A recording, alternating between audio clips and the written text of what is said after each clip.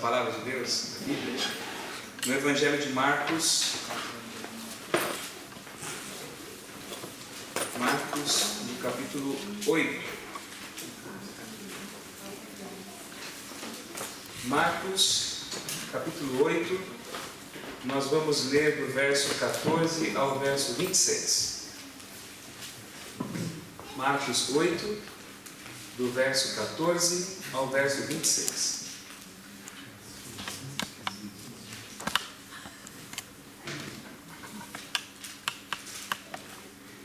Evangelho de Marcos, capítulo 8, do verso 14 ao verso 26.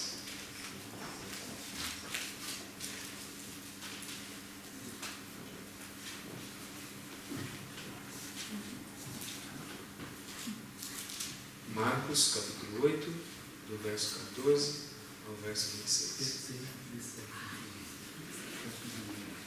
Todos acharam? Todos acharam? Então vamos acompanhar a leitura da palavra do Senhor.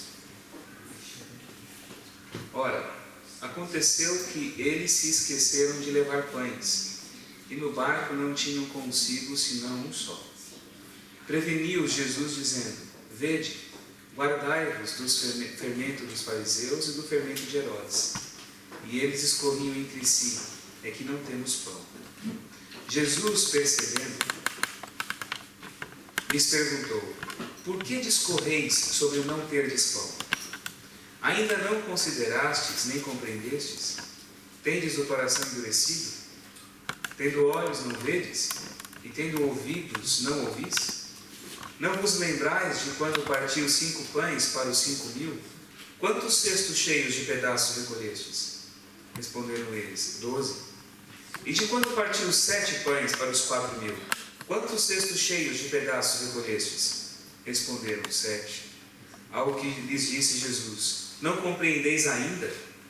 Então chegaram a Betsaida e lhe trouxeram o cego, rogando-lhe que o tocasse. Jesus, tomando o cego pela mão, levou-o para fora da aldeia e, aplicando-lhe saliva aos olhos e impondo-lhe as mãos, perguntou-lhe: vês alguma coisa? Este, recobrando a vista, respondeu: vejo os homens, porque como árvores os vejo andando.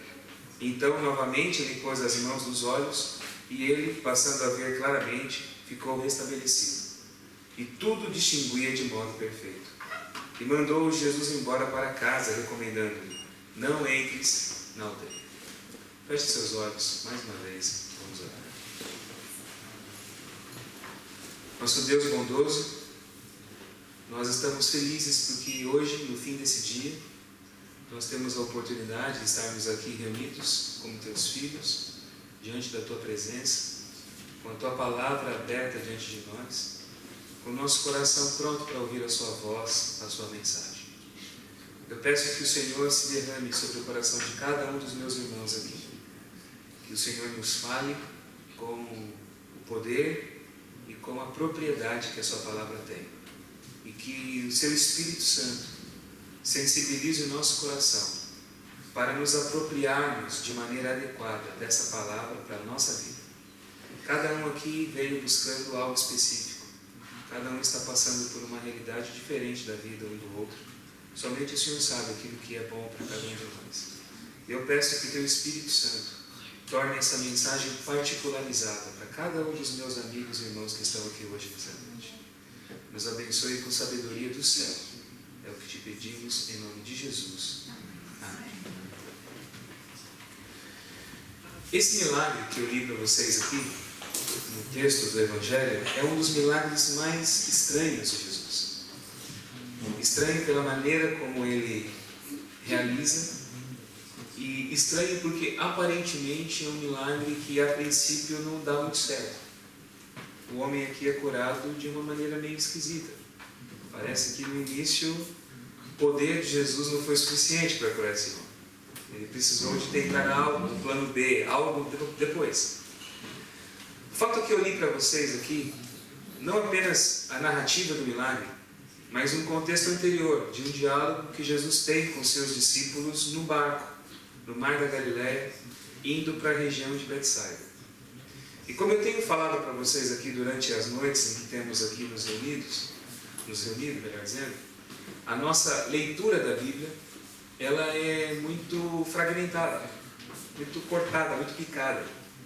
A gente lê um texto assim, no verso 22, ele começa assim: então chegaram a Betsaida. Mas por que tem esse então ali?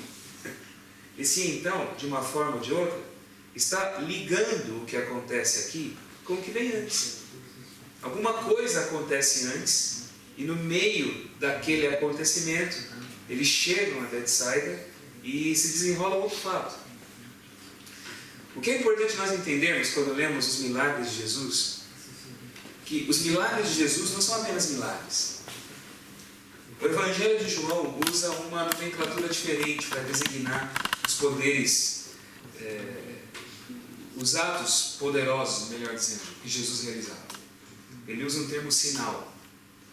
Há uma diferença entre um sinal e um milagre. O milagre pode ser qualquer coisa sobrenatural que aconteça para o qual não tem explicação. Alguma coisa aconteceu, ou nós não temos o conhecimento científico adequado ou necessário ou suficiente para poder explicar aquilo, ou então de alguma forma, obrigado, irmão José, a bênção da água hoje é tua, pode pedir. Ou então de alguma forma nós somos incapazes para poder entender o que acontece quando um ato estranho, que a ciência não pode explicar, tem lugar. Nós chamamos isso de milagre. O milagre, normalmente, ele é um fim em si mesmo. Hoje muitas pessoas vão em muitos cultos, em muitas religiões, em muitos lugares. E é muito engraçado uma coisa que eu vi há uns dias atrás, num programa de televisão lá no Brasil, a quantidade de europeus que saem daqui e vão para o Brasil em busca de cirurgias espirituais realizadas lá por alguns líderes que, de acordo com o que eles falam, recebem espíritos de médicos ou de pessoas que já faleceram para realizar esses milagres. Muita gente sai daqui e vai para lá, e de outros lugares do mundo também.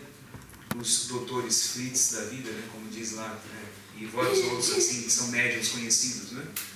A pessoa vai em busca de um milagre. Uma vez que ela recebe o milagre, ou de acordo com ela o milagre acontece, ela já não tem mais vínculo nenhum com o milagreiro. Recebi o milagre e vou embora. A vida segue.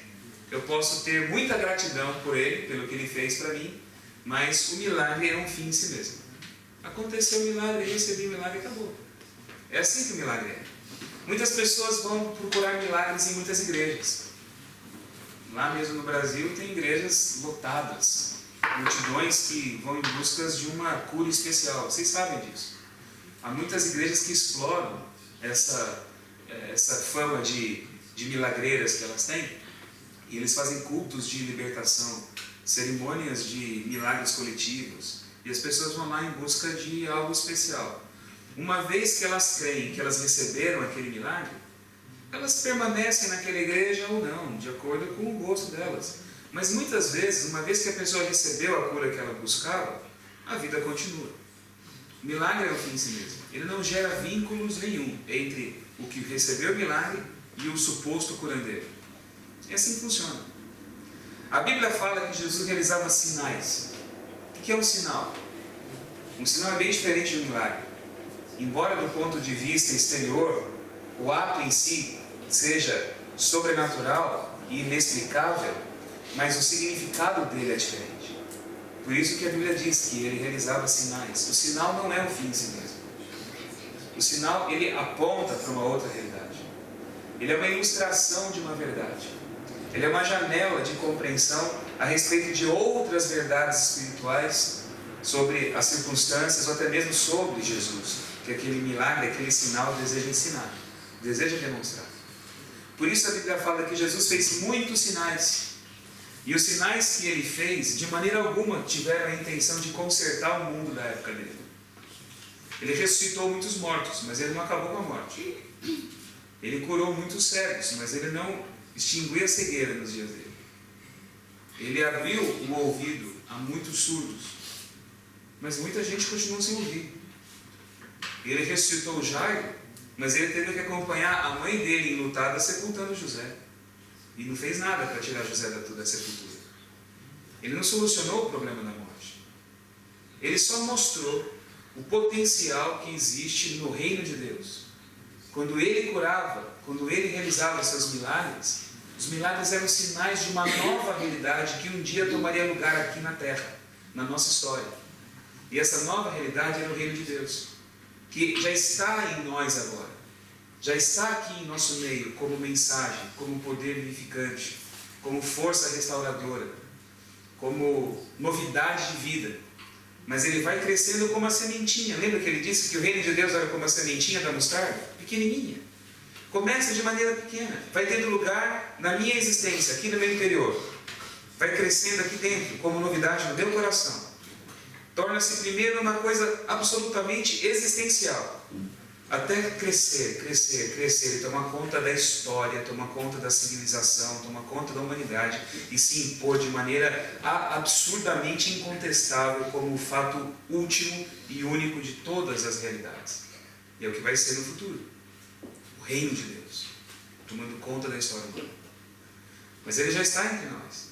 E esses milagres que aconteceram no passado e que acontecem ainda hoje, tem como objetivo apenas abrir janelas sobre compreensões, ensinos, que Jesus queria demonstrar sobre circunstâncias específicas ou sobre Ele mesmo. Por que eu estou falando tudo isso? Porque esse milagre que eu acabei de ler para vocês aqui, que nós lemos juntos na história do Evangelho, ele é um sinal, embora aqui o Evangelho de Marcos não use esse termo, mas ele é um sinal. E se você apenas ler o texto, sem considerar o então, que aparece ali naquele verso 22, o milagre é um fim em si mesmo. Jesus cura e vai embora. E mais um homem feliz da vida, que estava cego e agora passou a enxergar. Mas quando você entende todo o contexto que Jesus havia experimentado com os seus discípulos, ele faz um sentido totalmente diferente, não no texto apenas, mas para a nossa vida hoje. E esse é o objetivo da mensagem nossa hoje nessa noite. Jesus estava no barco, no Mar da Galileia, com seus discípulos. O Mar da Galileia, na verdade, é um lago, não é um mar. É um lagão grande. Você está de um lado dele e você enxerga o outro. Não é nada a perder de vista. É um lago. Eu até costumo brincar, eu falo que lá em Israel, como é um país desértico, né, qualquer poça d'água é mar. Então por isso eles chamam de Mar da Galileia, que é um nada ali, né? Ele tem 12 quilômetros ali de extensão, ele tem 28 de extensão e 12 de largura. Então você consegue ver ali do outro lado do lago, né? Você vê muito bem ali o lago. E é um lago de água doce. E até hoje eles pescam bastante lá. Ficou um tempo sem pescar, contaminaram as águas do Mar da Galileia, mas agora já limparam tudo lá e ainda se pesca lá. Você vai lá e vê os pescadores ali. Quando eu levo os grupos para lá, um ponto obrigatório de todo o roteiro nosso é dar um passeio de barco no Mar da Galileia, né? A gente passeia de barco ali, nós vemos muitos cenários do Ministério de Jesus em volta. E é um dos lugares que eu mais gosto de visitar porque ele ficou como ele sempre foi há 2000 anos. Não mudou nada. Então você vê toda a geografia em volta como Jesus via. A mesma coisa. Nada foi alterado. Você tem algumas cidades, Tiberíades hoje é uma cidade moderna, a única cidade que sobreviveu do tempo da Bíblia até hoje. É uma cidadezinha, mas é uma cidade pequena, uma cidadezinha do interior. As outras cidades são só ruínas. Mas você olha em volta assim, você vê aquele cenário de campo, aquele cenário campestre, bucólico que Jesus via, quando ele estava ali com as multidões pregando o Evangelho. É bem gostoso o lugar. E eles estavam atravessando o lago, indo para uma cidade chamada Betsaida. E essa cidade, ela é importante na história do Novo Testamento, porque ela é a cidade natal de 2 discípulos de Jesus. Alguém aqui se lembra? Concurso bíblico, né? Bom José, brinde aqui. Vamos lá. É a cidade natal de 2 discípulos de Jesus. Um bem famoso. Oi? Não é de Mateus, não.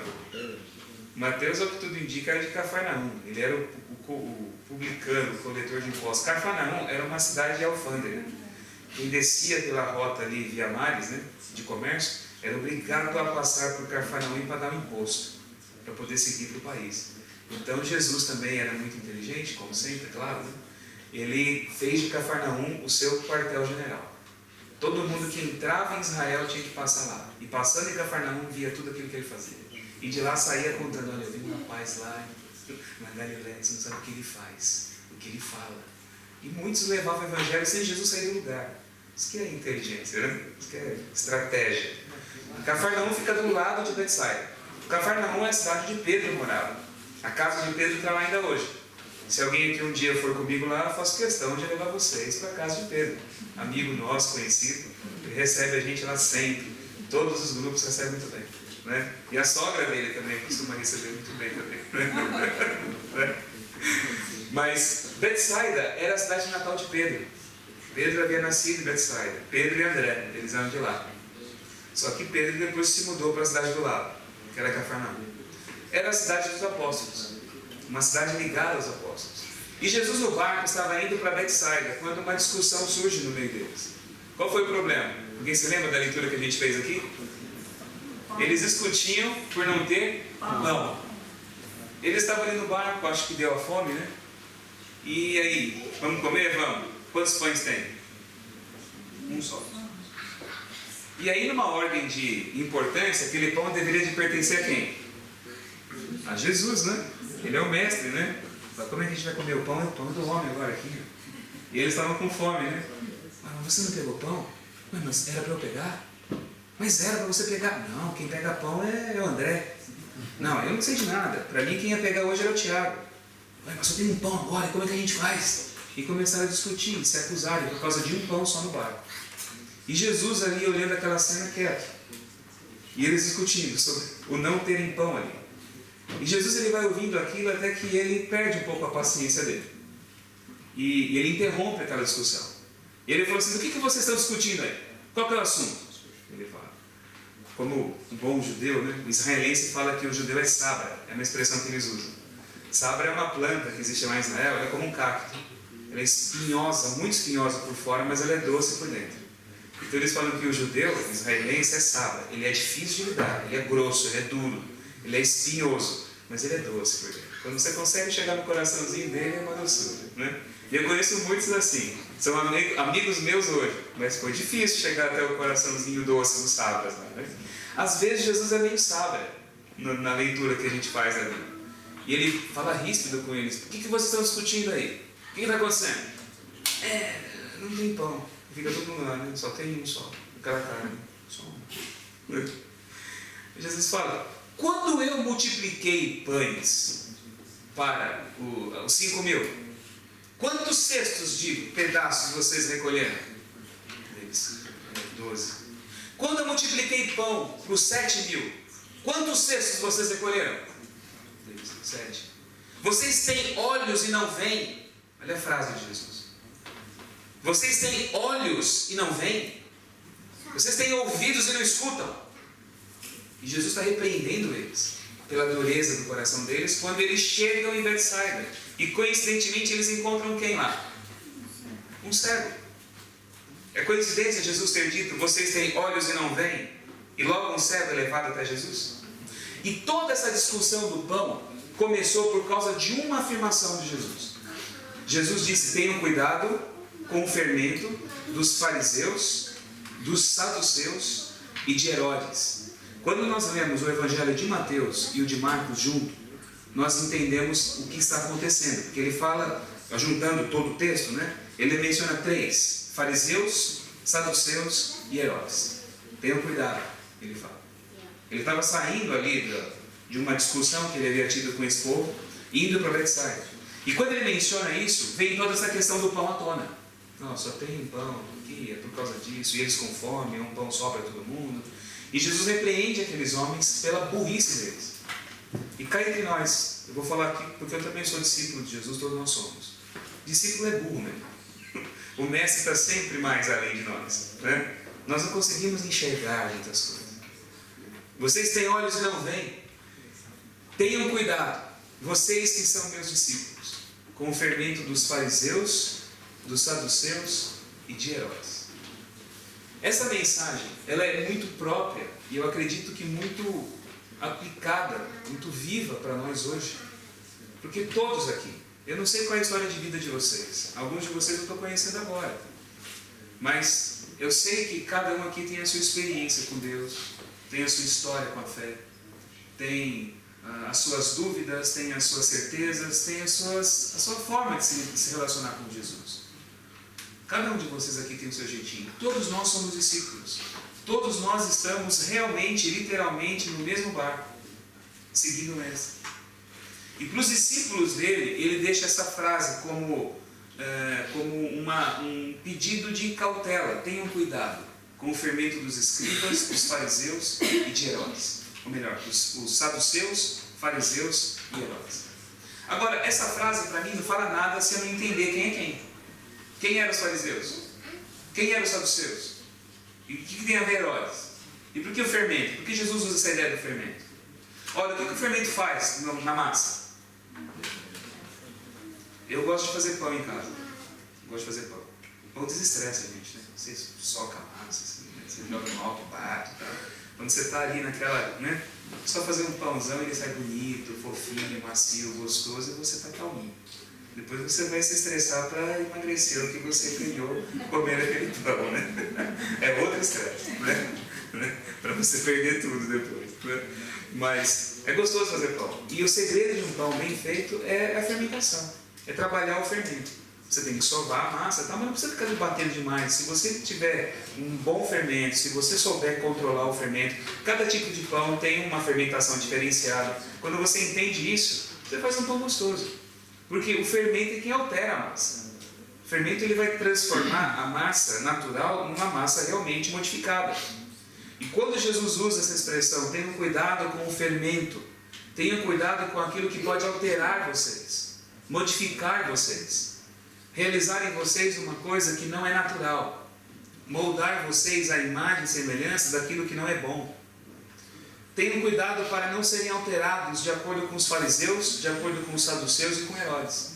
O que os fariseus eram? Eu falei um pouquinho sobre os fariseus, foi ontem ou anteontem, acho que foi na segunda-feira, não é? Que eu falei sobre os banquetes ali de Lucas, né? Foi na segunda-feira que eu falei sobre os fariseus. Os fariseus, eles eram os líderes religiosos mais próximos do povo. Eles eram aqueles que ensinavam, os rabinos, os mestres, ensinavam a lei, ensinavam as escrituras para o povo, nas sinagogas. Eles eram os professores das escolas ali dos meninos, que instruíam as crianças ali no caminho da Torá, eram aqueles que respondiam às dúvidas do povo. Eles seriam como os pastores dos dias de hoje, mais ou menos assim, falei isso para vocês. Esses são os fariseus. Mas havia um problema com os fariseus. Os fariseus conheciam, os fariseus ensinavam, os fariseus se preocupavam em cumprir as minudências, os detalhes da lei. Eles faziam tudo de acordo com aquilo que era dito e mais ainda eles acrescentavam. Eles criaram aquilo que o próprio Talmud e a Mishnah, também o Talmud, chamam de muro em torno da lei. A lei diz, não faça isso. Eles criaram uma série de regras para impedir você de chegar até aquele mandamento. Então, a Bíblia diz, lembra-te do dia de sábado para o santificar. Os fariseus criaram 39 trabalhos proibidos no sábado. Se você se adequasse àqueles 39 trabalhos proibidos no sábado, você nunca iria transgredir o sábado em si.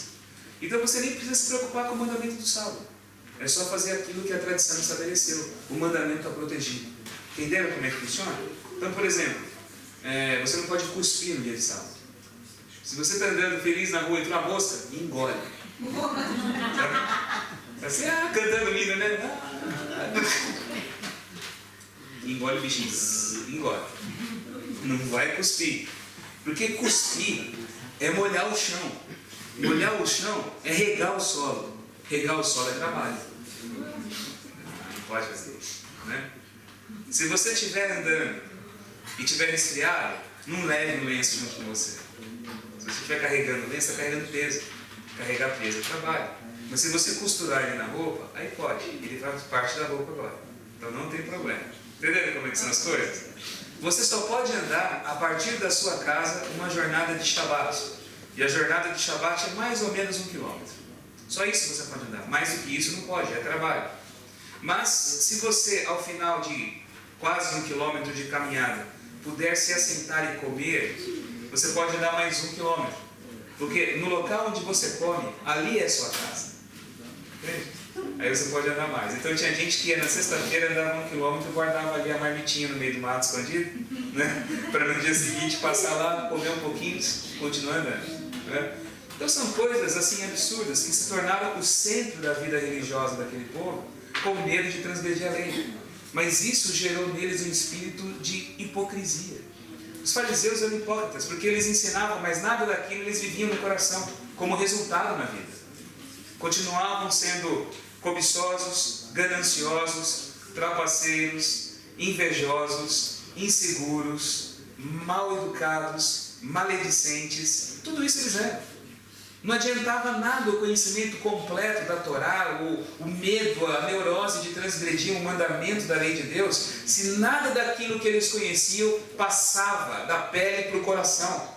Tudo era superficial, tudo era comportamento externo. Nada daquilo tinha o poder de mudar a mente e o coração deles, trazendo para eles uma vida melhor. O coração deles, de maneira nenhuma, havia se tornado um coração mais sensível à necessidade alheia, mais empático com o sofrimento por causa daquilo que eles haviam aprendido na palavra. A palavra de Deus fez apenas uma maquiagem exterior na vida deles. Os comportamentos, as roupas, o jeito de ser, o linguajar, a ética do dia a dia era influenciada por toda a tradição, mas o coração deles continuava sendo igual ao de qualquer pagão.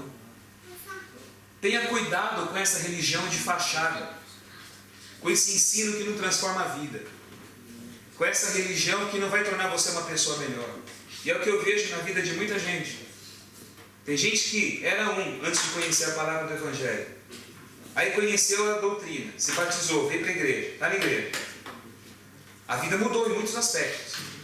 O modo de falar, os seus grupos sociais mudaram, o compromisso de fim de semana mudou, a sua agenda às vezes ali, os encontros mudaram algumas coisas. Mas dentro do coração continua o mesmo. Eu até costumo falar brincando, né? Lá no Brasil tem muita torcida organizada, né? Vocês sabem, né? De futebol, né? Tem a Gaviões do Corinthians, né? Tem a Mancha Verde lá do Palmeiras. Eu nem sei se tem mais Mancha Verde, mas tem a torcida do Palmeiras. Não sei. Tem Mancha Verde do Palmeiras ainda? Não sei se tem, né? Mas tem muita torcida organizada lá, né? E eu falo brincando que às vezes a religião se tornou a igreja se tornou uma torcida organizada. Aquela mesma vontade de brigar, de defender, de lutar pela torcida, tem muitos que transferem agora para a igreja. O coração não mudou. A pessoa continua sendo a mesma. Continua sendo egoísta, continua falando mal da vida do outro, continua reparando no comportamento do outro, continua tendo o seu interior intacto. Ela só mudou a casca. Tenha cuidado com o fermento dos fariseus, a religião de aparência. Jesus fala do outro lado. Tenha cuidado com o fermento dos saduceus. Quem eram os saduceus? Os saduceus não eram nada parecido com os fariseus. Era um outro grupo. Os saduceus, eles estavam localizados num templo em Jerusalém. Eles eram os sacerdotes. Eram a elite política, ligada na política e religião. A elite político-religiosa de Israel naqueles dias. Os saduceus, ao contrário dos fariseus, eram amigos dos romanos. Os romanos financiavam e apoiavam o partido dos saduceus, porque os saduceus foram os primeiros que reconheceram o direito dos romanos de estarem ali como tropas invasoras em Israel. Eles eram amigos dos romanos. E os romanos escolhiam sempre dos saduceus um sumo sacerdote, o principal sacerdote de Israel. Por isso, muita gente não gostava dos sacerdotes. Eles olhavam o Caifás da vida, por exemplo, com total desconfiança. Porque ele estava lá, não porque era descendente de Arão, digno sacerdote, ele estava lá porque ele era amigo dos romanos. É tudo politicagem. Isso não existe mais hoje em dia, ainda bem, né? Política, favores, graças a Deus já acabou. Isso é uma coisa da antiguidade. É difícil até a gente imaginar como que funcionava o mundo naquele tempo com essas coisas, né? Graças a Deus isso não existe mais, né? Mas imagina só. Essa era a situação lá naqueles dias. Então, os saduceus eram ligados a Roma. Só que tinha uma coisa na doutrina deles, ruim. Eles eram os sacerdotes que praticamente não criam em nada. Eles criam em Deus, só. Eles não criam em anjos, eles não criam na ressurreição do corpo, eles não criam na vida eterna, eles não criam em nada. Eles tinham uma influência da cultura grega muito forte. Eles eram muito parecidos com aqueles lá de Atenas com quem Paulo conversou, eu mencionei ontem para vocês aqui, que não criam na ressurreição do corpo, no juízo final, na vida eterna, nada disso. Eles só acreditavam nos 5 livros de Moisés. Gênesis, Êxodo, Levítico, Números e Deuteronômio. O resto da Bíblia eles não aceitavam como tendo inspiração. Não criam nos profetas. Não criam mais nada. E por que eles criam só nesses 5 livros? Porque todo o ofício sacerdotal ligado ao templo está baseado só nesses 5 livros. É lá que Moisés fala sobre o sacrifício, sobre o santuário. Só isso. Então eles aceitavam o básico para justificar a função religiosa deles. Mas eles não criam nada. Por outro lado, tudo o que acontecia no templo era dirigido e comandado por eles. Eles eram os donos da liturgia do templo. Jesus diz: tenham cuidado com o fermento dos saduceus. Esse povo aí que conhece da liturgia, vive nos ambientes de adoração, mas não crê em nada. Eu conheço muita gente assim. Tem gente que briga por detalhes daquilo que acontece num espaço como esse, por exemplo. Eu não sei como é que são as coisas aqui, mas eu já peguei algumas igrejas no Brasil, onde se você chegar assim e falar o seguinte: olha, eu acho que a gente vai colocar essa mesa um pouquinho aqui mais para frente. Nossa, aqui é uma briga enorme, imensa, porque você não pode tirar a mesa sagrada, sacrossanta, separada e abençoada pelo anjo Gabriel, por todos os querubins. Você não pode colocar aqui na frente. Aí eu fico pensando, Deus, que está em tudo e em todos, no universo, com tanta coisa para Deus se preocupar. Deus está preocupado com a Síria, com o Estado Islâmico, com tudo isso. Agora Ele vai parar tudo e vai ficar profundamente magoado porque eu pus a mesa um pouco mais para frente. É um absurdo, né? Mas tem igrejas que se dividem por causa de coisas assim, porque são questões culturais muito fortes. Então, a gente começa a idolatrar o ambiente do culto, a sequência da liturgia. Nós vamos cantar o hino assim, assim, assim. Só que se eu pegar esse hino e colocar ele no começo, não pode, não pode. Como que não pode? Eu estou cantando para Deus. Não pode. Sabe? Aí ele já racha, já quebra, já pega fogo. Calma. Eu sei que certas coisas não se adaptam à nossa cultura. É uma questão nossa. É o que me aproxima mais de Deus pela cultura que eu tenho. Mas com Deus não é bem assim. Calma. E eu vejo muita gente que é especialista na liturgia, na adoração, mas o coração vai perdendo aquela coisa, sabe? Tudo vai ficando comum. Tudo vai sendo rotina. Quando a adoração vira rotina na nossa vida, ela tem o poder de nos tornar seres cínicos, que não acreditam mais. Eu venho, sento, escuto, leio a Bíblia. Ah, interessante, termino, eu vou embora. Minha vida é a mesma. Eu vou vivendo como se eu fosse praticamente um ateu. Porque os problemas, os dilemas, os anseios, os medos de todos os que não creem são os mesmos que eu tenho. As mesmas coisas. Eles vivem os mesmos problemas que eu. O meu comportamento é o mesmo deles. Diante das questões que eles lidam, aqueles que não creem, eu lido com elas da mesma forma. Quer dizer, que fé é essa que não mudou em nada a minha forma de encarar o mundo? Eu me tornei da mesma forma como todos. É só um grupo de informação intelectual que eu tenho na minha mente, fala o que eu acredito. Mas aquilo não me transformou numa pessoa que realmente crê. Eu vivo como se não estivesse acreditando em nada. Muitos vivem assim. São cheios de culto, de adoração, de liturgia, de música, de pregação, de hinos, mas não creem. Estão cada vez mais se tornando céticos. Eles falam que creem, mas o primeiro problema que eles encontram na semana, já vão entrar em desespero, já vão ficar sem dormir, já vai ficar naquela coisa, vai brigar com Deus. Por que, Senhor? Por quê? É uma coisa que não crê nada. Não tem segurança na alma, não tem firmeza dentro do coração. Não tem a paz de Cristo que vai inundando toda a nossa mente, o nosso comportamento. Nada disso existe. Cuidado com o fermento dos saduceus. Porque, estranhamente, os mais céticos, os que menos acreditavam, eram aqueles responsáveis pela adoração, ligados com o templo. Isso pode acontecer com muitos de nós também. E ele fala, cuidado com o fermento de Herodes. É o último que ele menciona. Olha, Herodes era o rei. Mas na verdade ele não era rei. Herodes era uma autoridade imposta. Ele era uma espécie de governador de luxo que havia lá. E só estava lá governando, se chamando de tetrarca, de rei, porque ele havia feito suas negociatas com os romanos. Herodes o rei Herodes, aquele que manda matar os pequeninos de Belém, ele governava o país inteiro. Depois da morte dele, O reino dele foi dividido entre os filhos dele e um governador romano foi colocado presente no lugar, lá em Cesareia. Aí vem os governadores, os procuradores que estavam sempre lá. E Pilatos foi um deles. Mas o rei Herodes dos dias de Jesus, o Herodes, o filho de Herodes Antipas, ele não era rei. Mas ele tinha o poder. Ele tinha todo o estilo de vida de um rei. Mas ele estava lá porque ele fazia as suas concessões com os romanos. A gente costuma falar, né, numa linguagem nossa no Brasil, ele tinha o jogo de cintura, sabe? Aquela politicagem.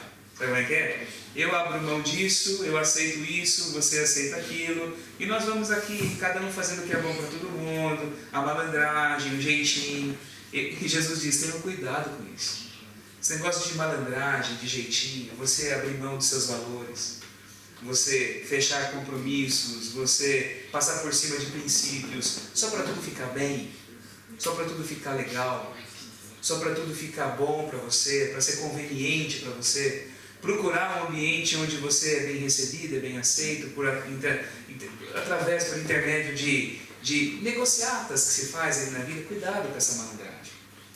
Você vai sacrificando a sua própria identidade por causa disso. Vai alterando você de maneira imperceptível e de maneira completa. Cuidado com a religião de fachada, que só vai mudar o seu comportamento exterior, mas não altera o seu coração.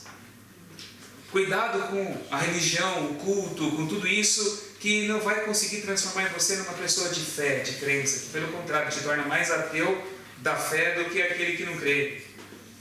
Cuidado com essas espertezas da vida. Não vai abrindo mão de muitas coisas só em nome do politicamente correto, como a gente costuma falar. Isso altera você. Vocês são discípulos. Vocês estão no barco comigo. Cuidado com essas coisas. Mas os discípulos ficam preocupados com o pão e começam a quebrar o pau dentro do barco, um com o outro, por causa de um pãozinho só que tinha lá. Aí de repente eles chegam em Betsaida. E eles estão chegando em Betsaida carregando ainda a repreensão severa de Jesus.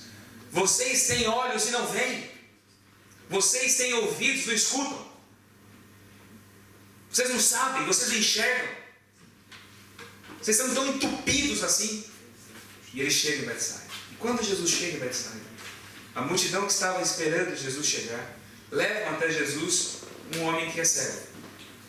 Ele leva aquele cego para Jesus. Jesus olha aquele cego. E Jesus afasta ele da multidão.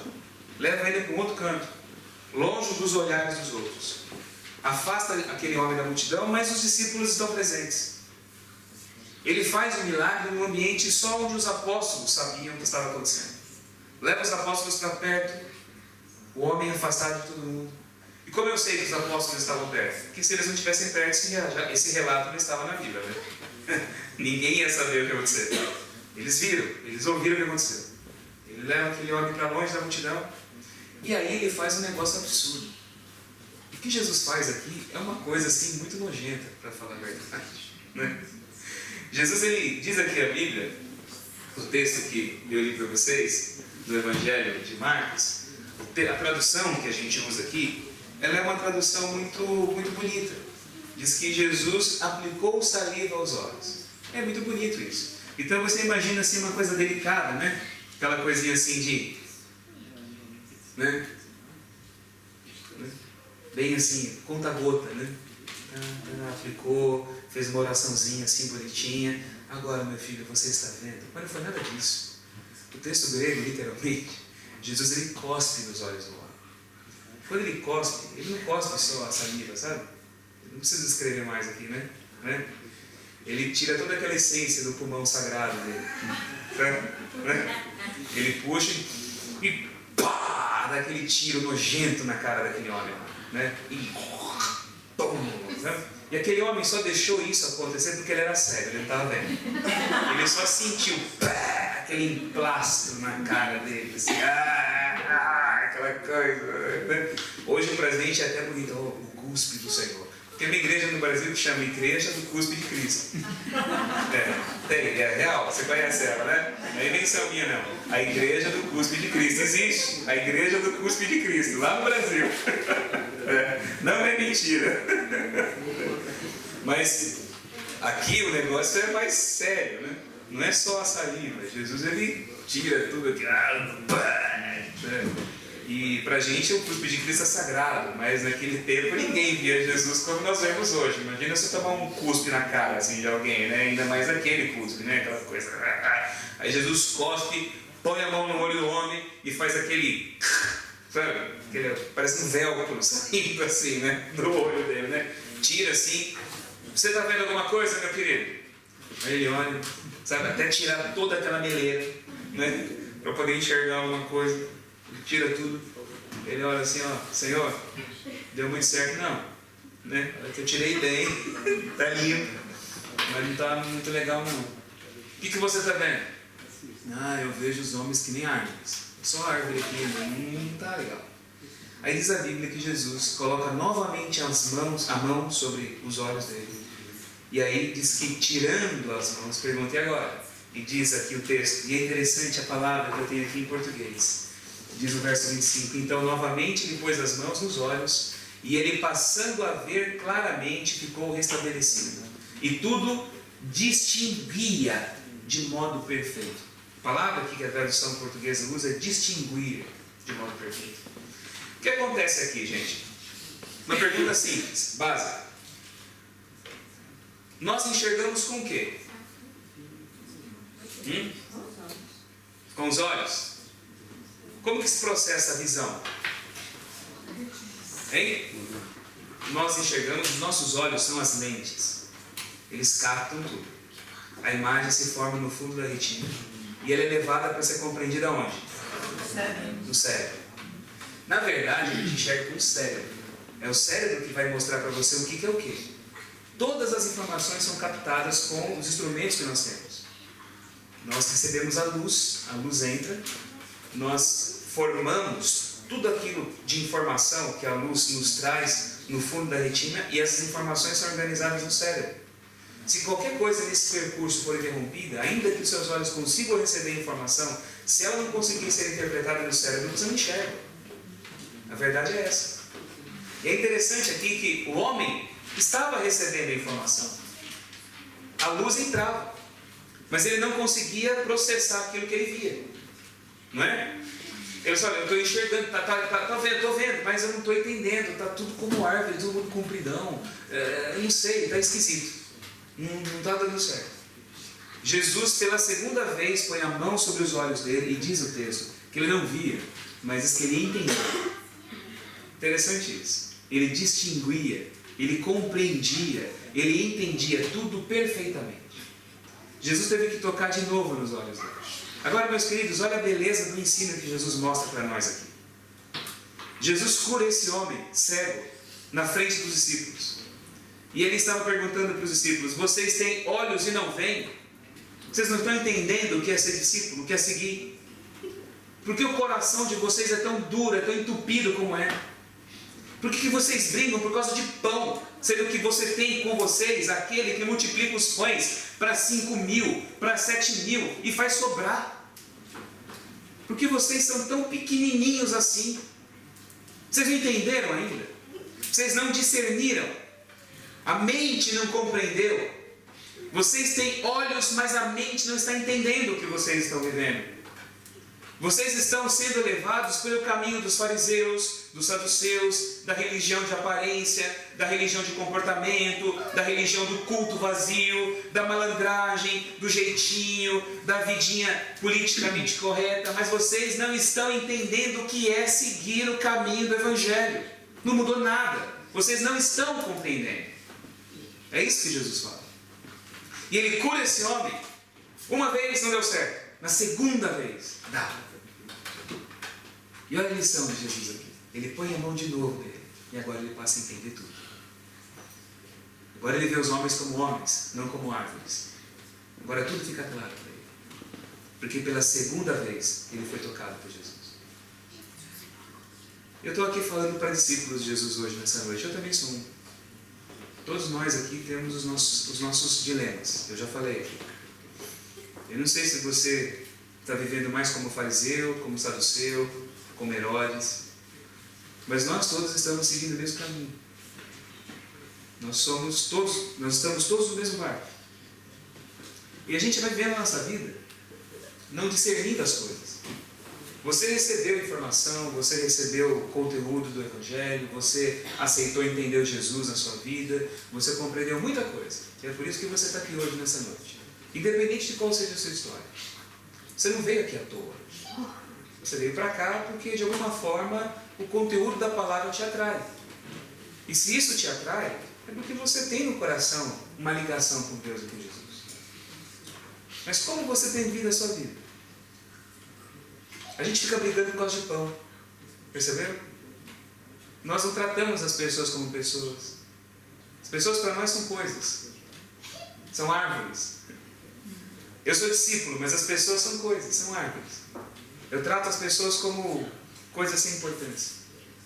E tudo mais é importante, menos as pessoas.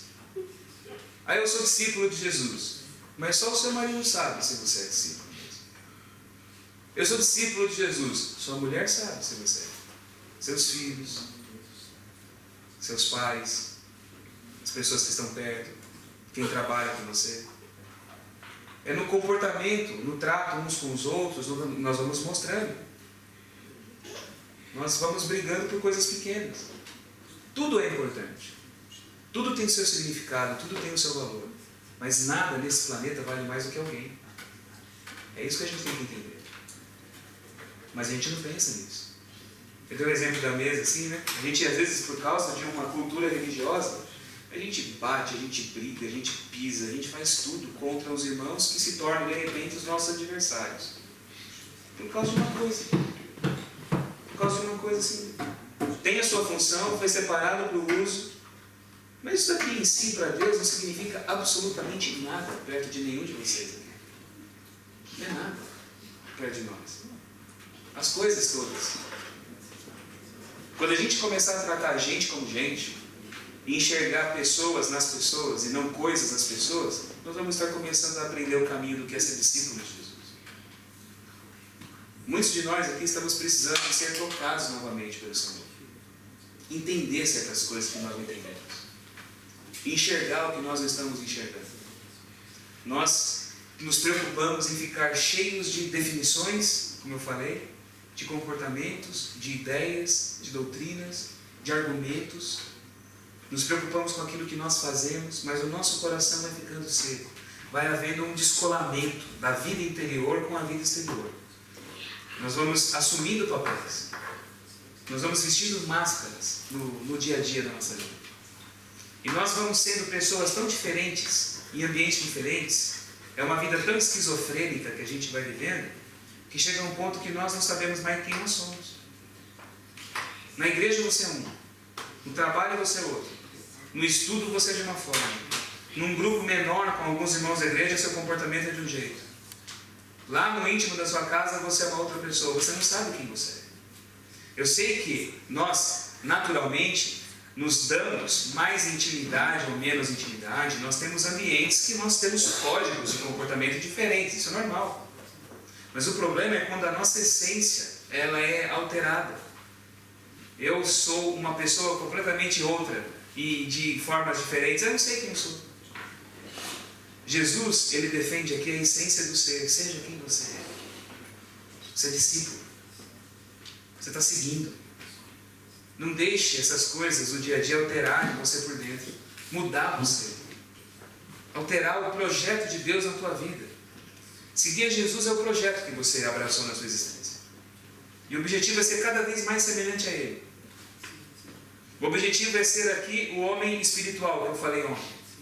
Esse é o nosso objetivo, não é? É transcender essas coisas aqui que nos cercam. É viver nesse mundo, mas não ser dependente dele. Esse é o nosso grande meta, nosso grande objetivo, nosso grande alvo. Mas nós vamos nos perdendo no meio do caminho. E nós vamos esquecendo daquilo que realmente importa, do que realmente é significativo para a gente. Hoje, eu tenho certeza absoluta que nós aqui estamos na presença do Senhor Jesus. Eu não tenho dúvida nenhuma disso. Você pode ter vindo aqui porque você está vindo todos os dias da semana. Você veio aqui por, às vezes, porque eu vim aqui por algum compromisso que eu tenho hoje aqui. Ou eu venho porque, não sei, me deu vontade. Você pode ter várias outras explicações para justificar a sua presença aqui hoje. Mas eu sei que você veio aqui porque Deus quis que você aqui estivesse. E você veio aqui porque Ele quis que você ouvisse essa palavra. Hoje é dia do Senhor Jesus nos tocar de novo. Pela segunda vez. Vocês já foram tocados por Ele. Vocês ouviram a palavra. Vocês entraram no barco.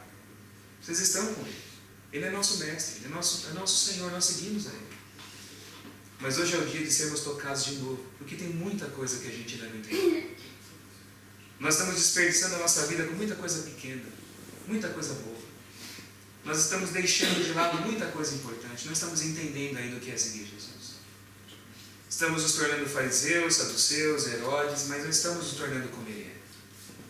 Hoje Ele precisa tocar de novo cada um de nós. E eu vim aqui apenas com esse objetivo hoje. Colocar todos vocês, e eu também, junto com vocês, me colocar novamente na presença de Jesus. Para que Ele nos toque hoje de novo pela segunda vez. Eu tenho certeza. Não precisa de coisa grande. Não precisa de auditórios enormes. Não precisa de músicas tristes de fundo para você vir aqui chorando na frente. Não precisa de nada. Nada. É só uma disposição do coração sincero. E você crê. Crer que Ele está aqui entre nós. E você acreditar que hoje é dia de ser tocado de novo por Jesus. E você desejar essa intervenção, esse toque restaurador do Senhor na sua vida agora. Só isso que é necessário.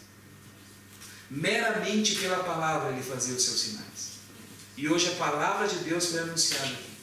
E ela tem poder para restaurar, para abrir, para desentupir, para mostrar, para revelar, para curar, para construir, para restaurar, para organizar a nossa interpretação de muita coisa que está chegando, mas não está sendo entendida. Para fazer você pensar e sentir como Jesus. Você quer ser tocado por Ele hoje? De verdade? Quer ser tocado pelo Senhor hoje? Mas acreditando mesmo.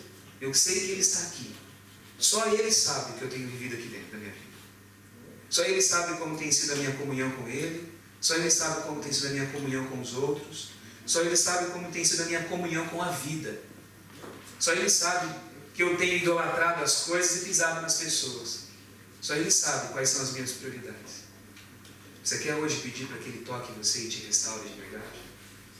Quem deseja isso hoje de verdade? Tem que ser agora. Amém? Então assim, levante sua mão. Com a mão levantada mesmo. Feche seus olhos. Vamos orar. Pai Santo, aqui estão os teus filhos, com as mãos levantadas num gesto simples. Cada mão erguida simboliza um desejo, um pedido, para que o Senhor nos toque hoje. Toque-nos de novo, Senhor. Abra a nossa mente. Organize as nossas emoções. Faça com que pelo Teu Espírito nós interpretemos a nossa vida de acordo com os Teus valores. Restaura o nosso coração. Restaura a nossa alma. Restaura a nossa mente. Livra-nos de nós mesmos. E firma os nossos pés no caminho da transformação. No caminho da semelhança contigo. Nós somos Seus discípulos. Nós queremos confiar que mesmo tendo um pão só, o Senhor multiplica recursos de onde não existe. O Senhor nos supre, o Senhor nos guia. Aumenta a nossa fé. E livra-nos das discussões pequenas, livra-nos das questões sem significado, livra-nos da religião de fachada, do culto seco, esterilizante, da vida de malandragem, de barganhas, e nos transforme em imagem e semelhança do Senhor. É o que te pedimos em Teu nome, Senhor. Amém. Amém.